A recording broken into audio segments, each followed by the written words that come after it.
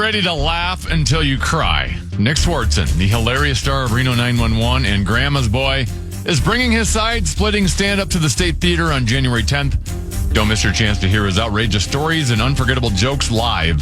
Tickets are on sale now. Get the full details at KFAN.com. Keyword calendar. Was that a vibe for my next comedy show? It sounded like you were talking about me there. Side-splitting laughter? Yes. And what's the other one? Tremendous stories? No, what was it? Side-splitting stand-up. Oh, the hilarious star of Reno 911 and Grandma's Boy, and he's bringing a side-splitting stand-up. Don't miss your chance to hear his outrageous stories and unforgettable jokes. Yes. You don't forget them. Outrageous stories and unforgettable. That sounds like me. I'll tell you more on that later, but right now it's time for 5, 3, 4. Yada. Time now for 5 questions. Well, actually 3, but 5 sounds like more than 4. Question number 1. Programming Predicament. Yeah, lots going on tonight. The Minnesota Wild are in Tampa Bay to take on the Lightning. That game starts at 6 p.m. It can be seen on FanDuel Sports North and heard on our sister station, Cool 108. The Vikings are in Los Angeles to take the Rams at 7:15 p.m. Pregame starts at 5 o'clock right here on the Fan. And the Wolves are in Sac to face the Kings. Opening tap starts at 9 o'clock on FanDuel Sports North. And, of course, on the Wolves channel on the iHeartRadio app. Common, what are you going to do about tonight's Programming Predicament? Well, I guess it can be best answered this way. I'm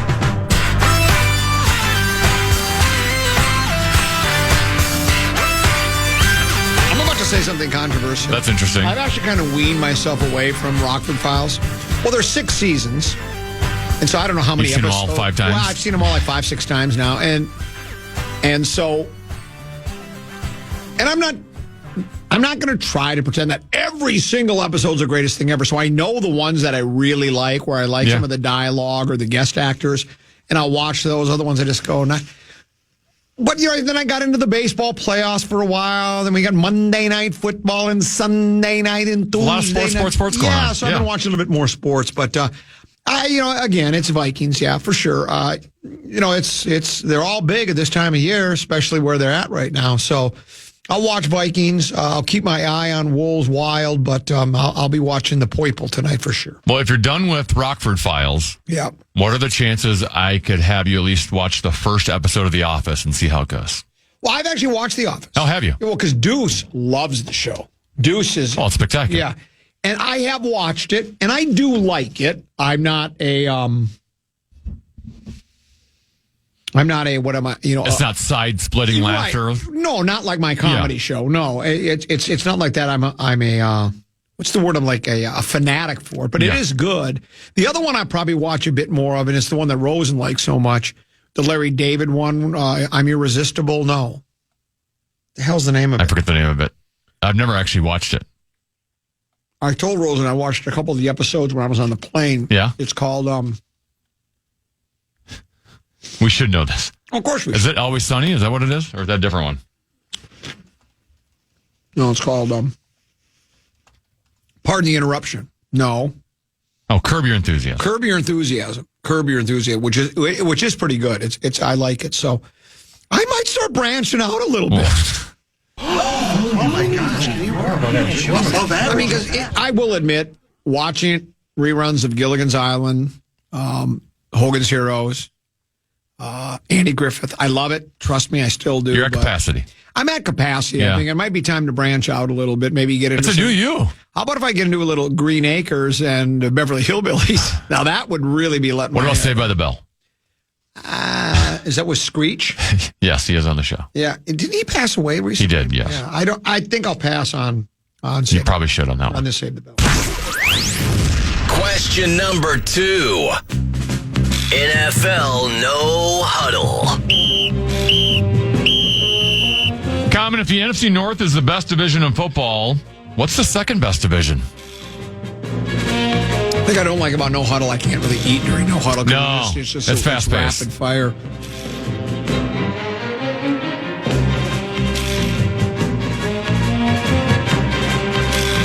Are any of the other divisions any good? Not as good as the NFC North. Who's with the Ravens? Bungles? Yeah, I think Ravens? AFC North is probably the Steelers are having a good year. Yeah, I would say. Browns are awful, but Bengals might be better than their record indicates, and the other two, Baltimore might be a big game contender. The East is awful. And who's in the West? KC, and who else? KC, Denver, Los Angeles, and Vegas. Yeah, I would say that's probably the answer I would give you. Yeah, that's the one I would say the one that should be in the mix, but isn't right now, would be the NFC West. 49ers have been disappointing. Rams, who we play tonight, have had some injury issues. Seattle's been okay, but I feel like that division should be in the mix, but is not. I would concur. Common, which former starter, which is back starting again this week, will perform better? Bryce Young for the Panthers or Jameis Winston for the Browns?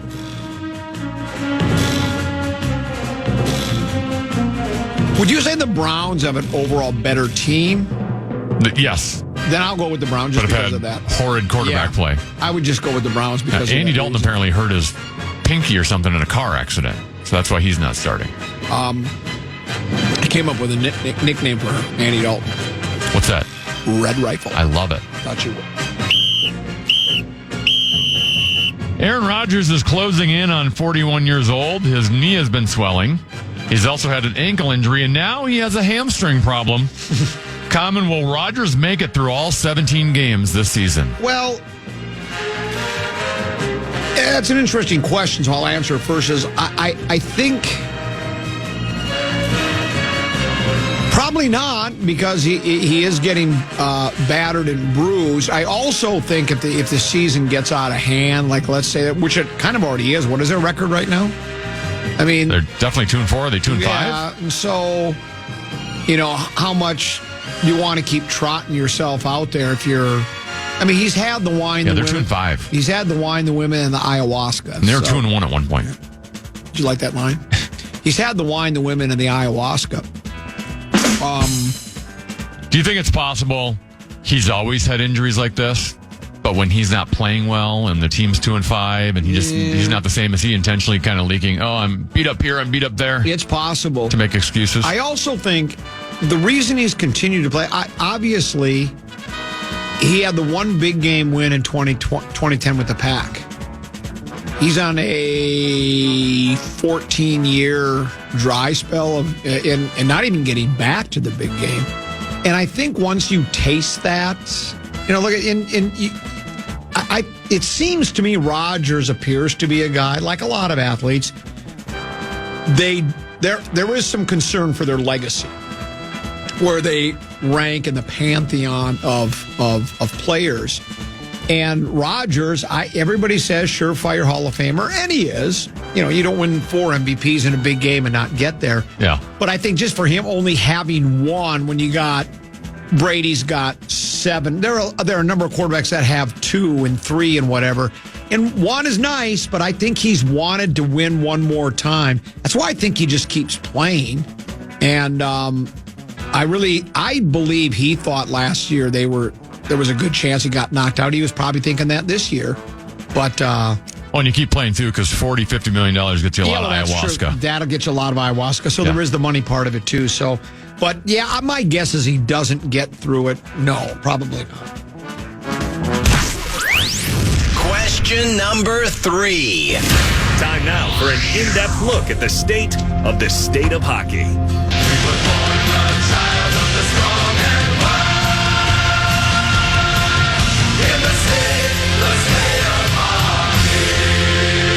The Athletic came out with the NHL front office rankings. They surveyed 40 NHL executives about the league's top front office, other than their own, of course.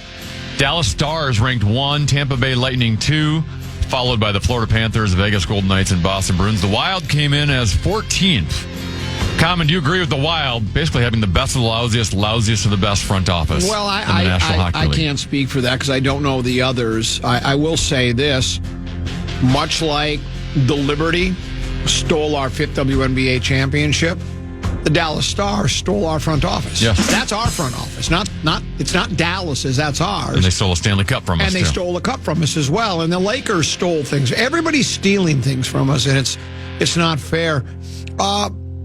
With the way the team is playing now, and I don't know how much you can attribute that to the front office. Because of this Suter Parisi thing and this, that, and that. But it seems like some of the players that they have been able to acquire are, we never did come up with the name for the line, did we? Well, the electric company. The electric company. Well, here's another one I thought of, Tennessee. Get ready to hit the negatrometer. The imaginary line, because it's not going to last. We know that. You know what? We're going to have one of the best lines in the history of pro hockey. The goaltending's been superb. Yes. Boldy is for real. Who's our other defensive player that we love from last year? Faber. Yeah. So maybe the front office says, maybe Billy Guerin and company have done. No, Boldy was not. Oh, he was not? Was not Guerin's selection. Okay. Either was Kaprizov. Oh, okay. Well, then maybe not. But he did pull the trigger on the Faber trade. Right. He traded Fiala to L.A. and got. And there's probably been some other, was he responsible for getting Flower? And I don't know. I don't know if I would call that a huge success. Yeah, I don't know if it would. Right, exactly. I don't know if that's good or bad. But my point being is, I can't necessarily. And then was he responsible? Who's the other? Kustadinov? Yeah, that was a Guerin draft. Okay, and how is he doing, by the way? I think he'll just be kind of a solid penalty killer, a good face-off guy. I don't know if he'll ever be one of your top two centers. So how do you look at the front office? Well, it's a question throughout Guerin's tenure I've been asked a decent amount, and I've never really known how to answer it because he's always been hindered by the Parisi Suter thing since he got here, and that was not his doing, right? I know he did the buyouts, but the contracts were delivered by a previous GM, and he could never have just full reign to do whatever he wanted because of those contracts. So I always said I'm going to wait until those contracts are over, and I know we're now going well into his tenure when I say that. I will say in recent years, the money they're giving away to bottom six forwards that are just kind of big, strong checking forwards is a little too much for me. Foligno's great and Hartman's great and Trennan's going to be awesome. So we'll see on that. But, and then obviously the legacy is going to be whether he can keep Kaprizov here. Right.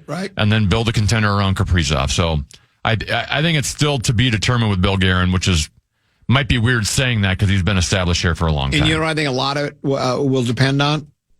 Straight up. Cash in, cash out. Cash in, cash out has a lot to do with Bill Guerin. And that's it for today's edition of 5 Questions.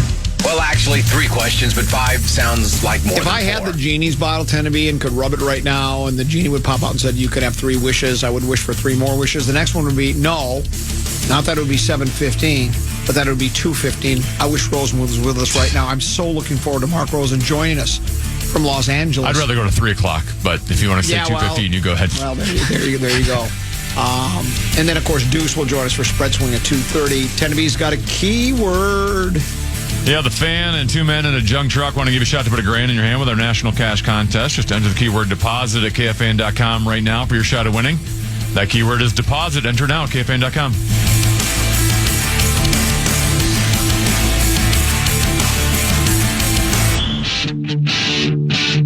Raise a glass for Ron White's return to the island. From hilarious childhood stories to witty tales about life now. You'll laugh along to it all when he takes the stage at Treasure Island on Saturday, April 19th. Tickets are on sale now. You can get yours at TICasino.com. I'm about to ask you, not say something, but ask you something controversial. That's interesting. Sunday night they do the carry. I know what. I'm waiting all day for Does Thursday Night Football have a theme song of some sort like that? Like I've been waiting all day for TGIF, but that's tomorrow, so I got to deal with Thursday. Is there any song for that? Because I don't watch much of those pre-games. I know the Monday night one. They have one. It's some country guy that I don't know. Oh, Chris Stapleton, Snoop Dogg, and they do the "I've been waiting for this moment all of my life." Oh, they do. Yeah. See, so they've got one. You would have to think if you're If you're a evening football game network of any ill repute, then you have to have a theme song. If you don't, you're not worth your salt and whatever. You're worth your weight in gold. They don't have one, do they? Is that the Amazon? Well, because they're on Prime. Yeah. They probably don't want to pay exorbitant music. So they have this, but this isn't what you're talking about, because all those networks have like theme songs. Right, yeah.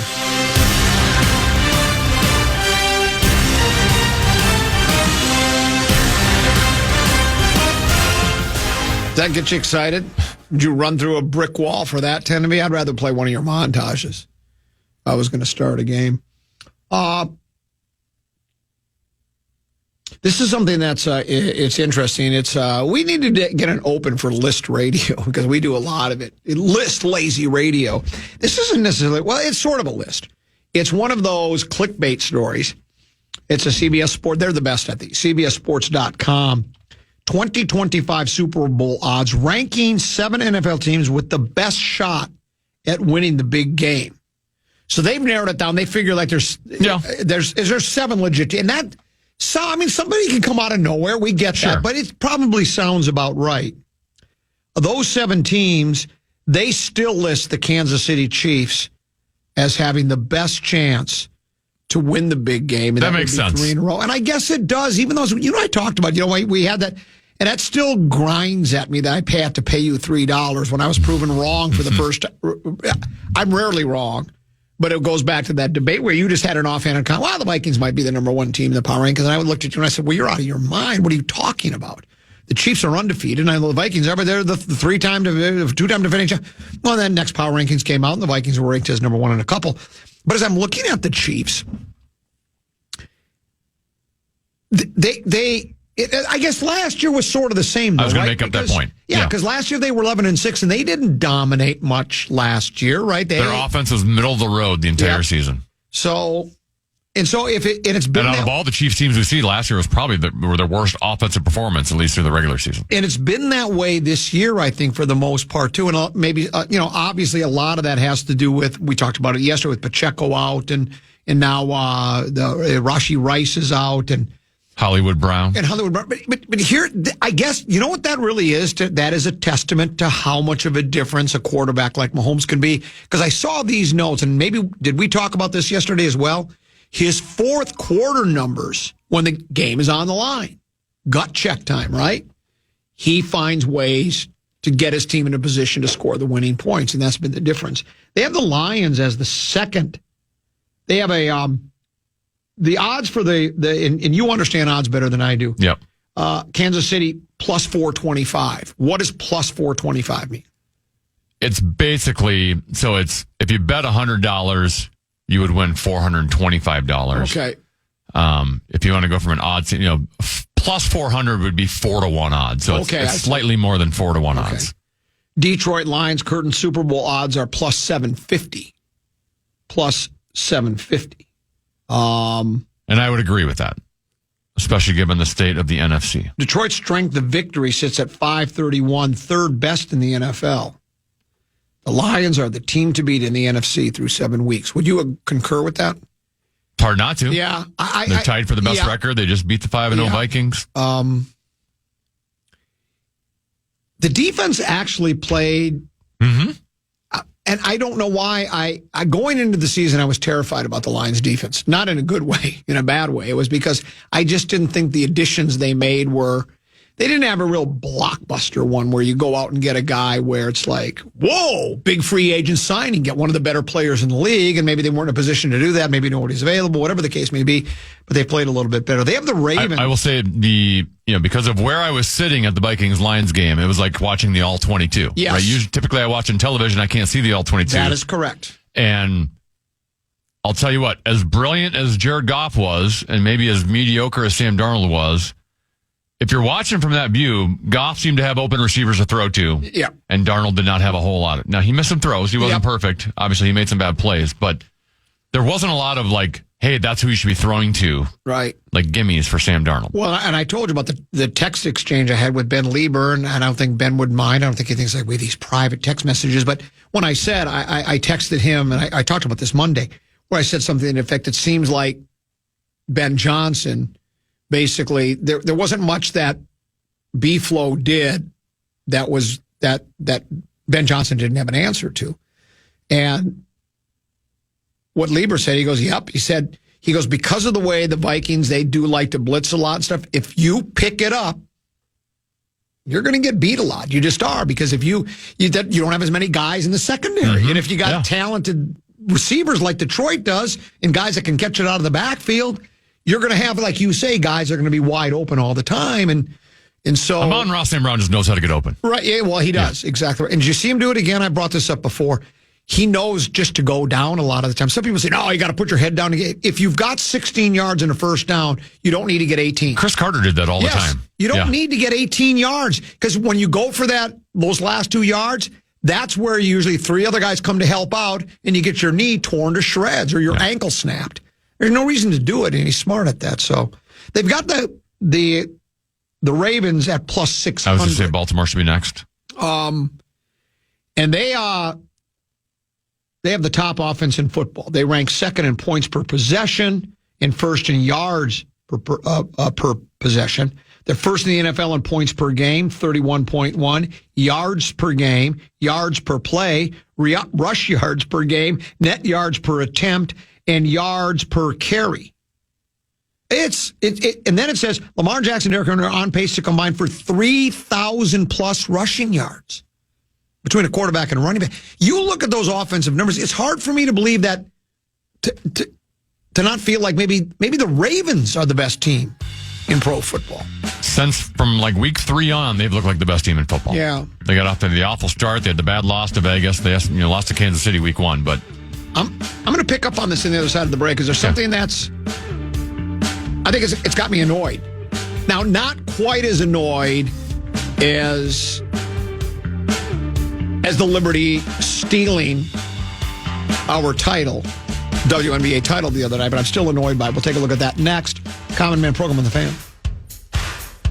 Hey, this is Wild Today. It's brought to you by Jim Beam, the official bourbon of the Minnesota Wild. The Wild are in Tampa Bay tonight to take on the Lightning.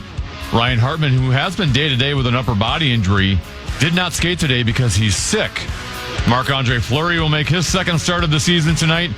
Good news on Jared Spurgeon. He will fly to Philadelphia tonight and skate with the Wild tomorrow. The Lightning, they're 4-2 on the season, and Nikita Kucherov is off to a red-hot start. 7 goals, 5 assists in 6 games.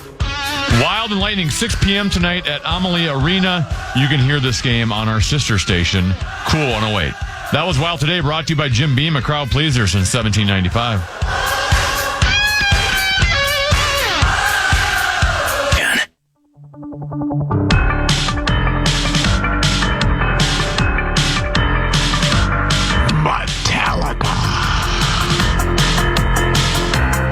Join 9 to noon's Nordo this Saturday at the AT&T store in West St. Paul. Drop in from noon to 2 for your chance to win a KFAN swag pack every 15 minutes. Get the full details at KFAN.com. Keyword calendar. That's interesting you mentioned that, because I just heard the Nordo AT&T spot. Sounds like AT&T is saving his family, because none of them can agree on anything, but with AT&T they are now agreeing on everything. So it's really good. So go see Nordo. You'll enjoy that meet and greet with him. Tim, you know what I really think sets the Grum apart from all of the radio shows, well, other than being unprepared, uninformed, lazy, would be we don't shy away from controversial topics. And I want to dig a little deeper.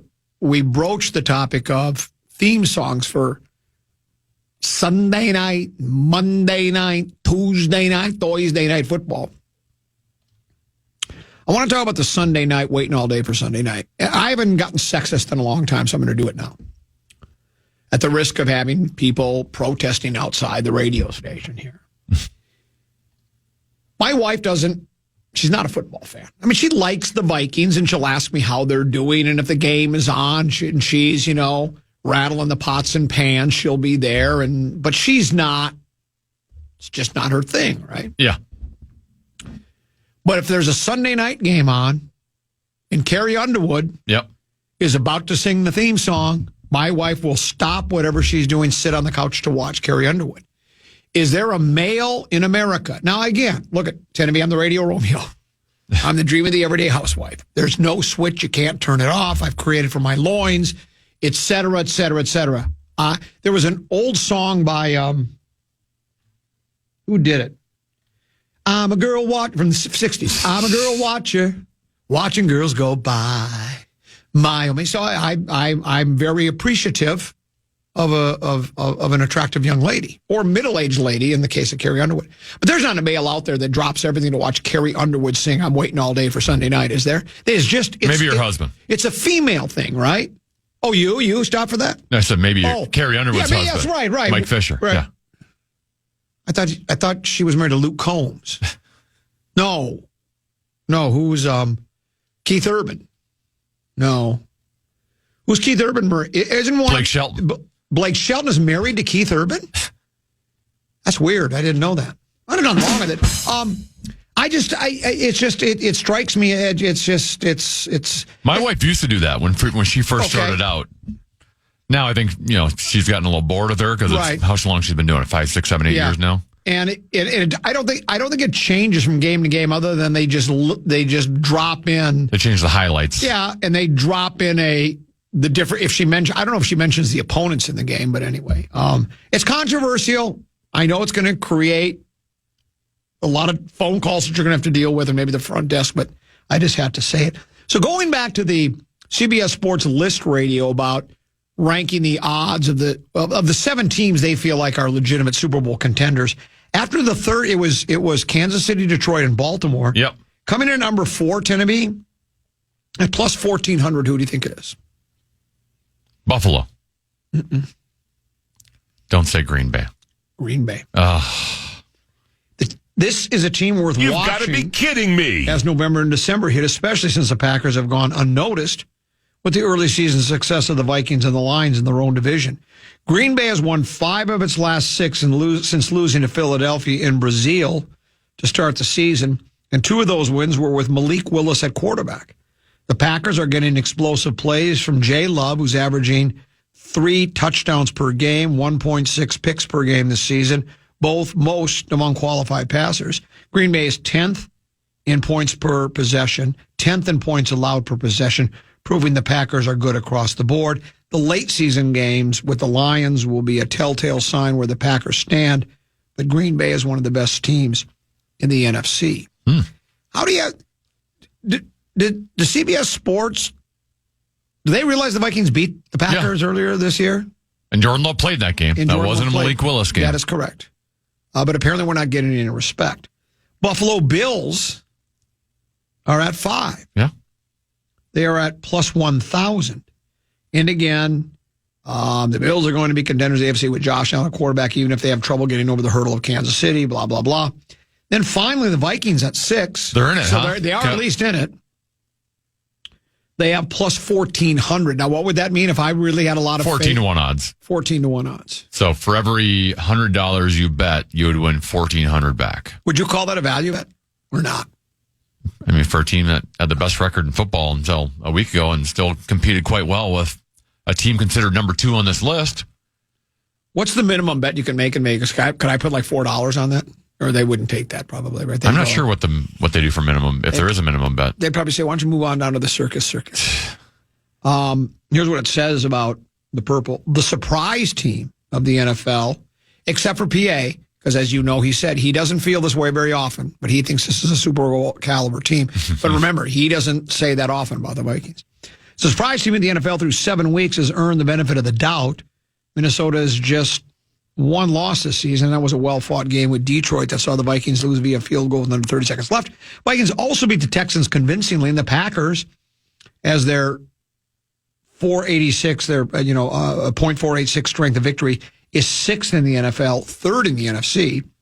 Minnesota's 5th in points allowed per possession, has the 2nd best points per game differential in the NFL, plus 10.2. Vikings are also the only team to rank in the top 6 in points per game, in points per game allowed in the NFL. Sam Darnold has cooled off a bit, 1 tutty and 2 picks in the last 3 games, which could impact the Vikings as the season goes on. Their schedule is certainly favorable in November and early December, playing just 2 teams over 500 the next 6 games. But The Vikings have a brutal finish to the season, but the first 7 weeks have shown enough that they deserve to be in this conversation. Let's see if Minnesota has staying power. And, it's hard to completely argue with that. And I do think, and this has been one of the main topics of discussion regarding the Vikings, not just locally, but nationally, it's the Sam Darnold conundrum. Yep. Sam, it's been well documented, drafted by the Jets, didn't work out there, went to Carolina, didn't work out there, and then backed up Brock Purdy in San Francisco. I go back oftentimes to the Darnold quote about how he really learned the position or learned about winning or whatever by playing in San Francisco because he watched how Purdy prepared and how the team prepared and what it was like. And that would be, if you're going to pick spots where you're going to learn about what a winning organization is, right? If you want to use the word culture, San Francisco would be one of those places, right? They've been one of the better teams under Shanahan. And you have that handful of teams in the NFL. And I would think, obviously Kansas City, I think San Francisco there and several others you would put on that list. And he came out and he was brilliant the first 4. Hell, he won NFC Offensive Player of the Month. The last 3 games have not been as good as those numbers that we just looked at. Some minimal numbers, but we just looked at. And I do think a lot of that have we seen the high watermark with Sam Darnold? In other words, not everybody can be the best quarterback in the league. There is a pecking order, and where he is, he's good. But can he get to that next? And again, like I told you, like we've talked about many times. For me, and he's done this a couple of times, at least field goal range, where he's had to drive the team down in the fourth quarter to get in a spot to win the game, and he's done that. And can he do that as the what's the word I'm looking for? As the games become more important, right? Because early season games, I know they count as much in the standings, but it's like when we get late, like let's say the Vikings are battling, let's say they got to go to Detroit and the NFC's on the line, the NFC Central Division title's on the line, and he's got to, in Detroit, all of a sudden it's minute 12 to go, you're on your 12, no timeouts or one, can you drive the team down and get them into position? We haven't had to see that yet in games that have higher stakes in them. And I like him as a quarterback. I don't think there's any question about that. I think he's certainly played a lot better than he has to previously. But and you can win divisions, you can win conference championships, you can win big games with quarterbacks that are probably that same ilk as Darnold. We've always brought up the name Brad Johnson. We've always brought up, who was the guy for Baltimore? Trent Dilfer. Trent Dilfer and these names. Dilfer always took some umbrage with that, but there have been, they went like 4 weeks without scoring an offensive touchdown. So Phil Simms wasn't, I wouldn't consider Phil Simms a spectacular quarterback, right? So there have been teams that have done it, but it's pretty rare, right? Even Jim McMahon. Yes. Right. Obviously he was cool and he was very popular. I don't know, was he a spectacular quarterback? Absolutely not. Absolutely not. So it can be done. Other than his throw to was it Quadri Ismail? Yeah. He had the big touchdown pass when he was a Viking? Wasn't, and Jeff Hostetler won for the Giants, didn't he? Yes. And again, Jeff Hostetler's not going to make anybody forget about Jeff Hostetler. But I think Darnold, and again, it's hard to compare players and eras and this and that and the other thing. But I think Darnold's in that category. I think he's a little bit better than the Jeff Hostetlers and the Brad Johnsons of the world, but maybe not. I don't know. We're gonna find out. But that seems to be. And then we always ask this question. It's funny where anytime especially if it's a unit in football, with the Lions actually having success against Beeflo's defense, right? It's always asked, have the Lions cracked the code and show the rest of the league how to beat Beeflo's defense? And, maybe. But you also have to have the personnel to be able to pull it off, too, right? There's probably a lot of offensive coordinators that are looking at that film and going, oh, I see what they did there. Yeah, that works. That's a great. But then he turns over and looks at the players on his roster and goes, I just don't think we can duplicate that because we don't have that kind of talent. So just because you can figure out what a team does and maybe come up with some concepts that you think would be able to counter with that might be able to, like the Lions did against the Vikings, unless you have the person, and the Lions have it. I mean, Goff is playing at a level that nobody's. I never saw that coming. I liked him when they traded for him, because I thought, well, he won a big game. He's pretty good. He give him protection, but he's played. That stat from yesterday that we talked about yesterday still blows me away. With they have more touchdowns and incompletions in the last in that 4-game stretch. 18 tutties, only 14 incompletions. That's a team that's just playing at a pretty high level. That's bonkers. And so much of it has to do with, and you tend to be, we talk, everybody, it's a cliche, and cliches are cliches for a reason. That offensive line is really good, and they open up holes. They pass protect. They're not perfect. I think Goff was sacked, was it 4 times against the Vikings? No. Wasn't it? I thought it was. I feel like it would have only been like 1. Was it only 1? I mean, I didn't look at the stats. I'm just going off of what I remember from the game. I felt like we didn't get to him till the end. I thought they got to him a couple of times. I know there was a couple. I know at least one time he fumbled but fell on it, which he did. So it's. I guess yeah. So, but he's not perfect, but he's been playing at a level that. I mean, again, he's and it's so early, I know, MVP after 3 weeks, who is it? MVP after 7 weeks, our list, the list radio stuff.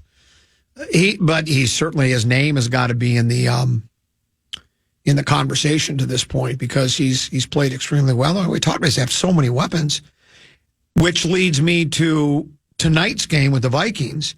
We certainly have weapons. Yeah, we only sacked them. Oh, no, I'm looking at last year's. How did that box score come up? That happens to me a lot, too.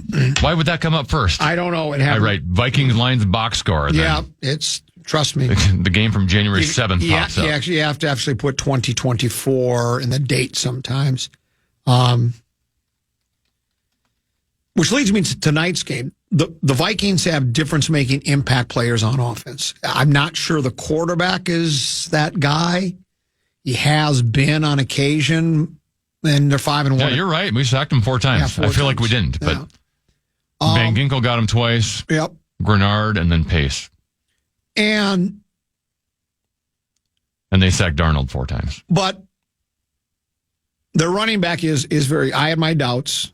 I was wrong about Aaron Jones. He's very good. We know Jefferson. There's nothing to add to the accolades that have been showered down upon him. I like our Addison, though. Has there been much lately? Didn't done a whole lot since he came back from his injury. Yeah, that's correct. I think Hawkinson is a very talented tight end, and if he comes back, do we know any indication? Well, I don't know if he's going to play or not. We won't find out till the inactives, right? Hour and a half before the game. And I do like what Hawkinson brings to the table. I've tried to have fun with you, kind of diminishing what Hawkinson can do. He's very good. There's quality. Yeah, there's no question about that. And I think that's certainly, and and he's also a big step up from a pass catching standpoint to what we have behind him. Munt and Oliver, okay, they're serviceable, but they're not game changers. They're not guys that are going to, you're not at the end of the day, like a Hawkinson's a guy who can get a half a dozen catches in a game and go for close to 100 yards. You got to pay attention to Hawkinson. Yes, you don't got to pay attention to the other two. That's exactly right. So if they add that to the mix, maybe that makes it a little bit better because I think what's happened, and who knows? Darnold and Hawkinson have probably zero chemistry at this point. Yep. And the other thing, again, I'm not watching the all 22 wide very often like you. The only time was during the Vikings-Lions game because we were there.